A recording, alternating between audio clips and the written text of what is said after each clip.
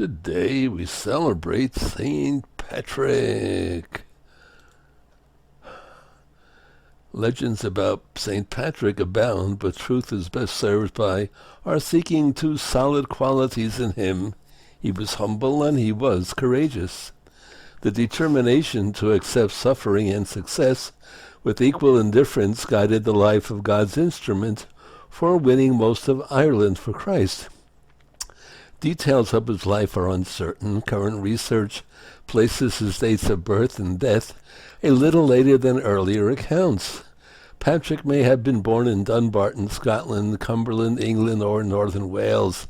He called himself both a Roman and a Briton.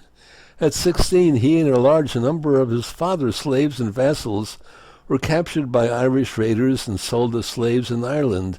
Forced to work as a shepherd, he suffered greatly from hunger and cold.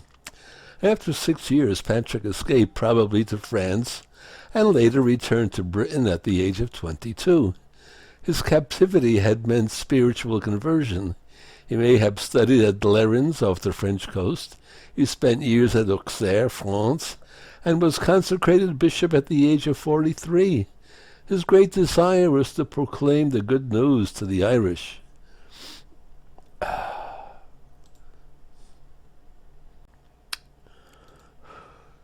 In a dream vision, it seemed all the children of Ireland from their mothers' wombs were stretching out their hands to him.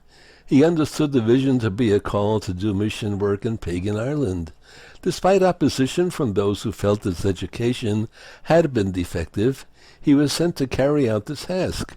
He went to the west and north, where the faith had never been preached, obtained the protection of local kings, and made numerous converts.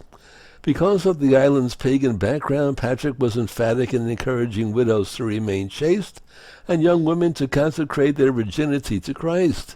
He ordained many priests, divided the country into dioceses, held church councils, founded several monasteries, and continually urged his people to greater holiness in Christ.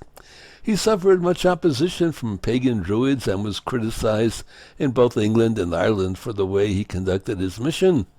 In a relatively short time, the island had experienced deeply the Christian spirit and was prepared to send out missionaries whose efforts were greatly responsible for Christianizing Europe. Patrick was a man of action with little inclination toward learning. He had a rock-like belief in his vocation and the cause he had espoused. One of the few certainly authentic writings is his Confessio, above all an act of homage to God for having called Patrick unworthy sinner to the apostolate. There is hope rather than irony in the fact that his burial place is said to be in County Down in Northern Ireland, long the scene of strife and violence. St. Patrick, a marvelous feast day. Eat something that's green, like vegetables.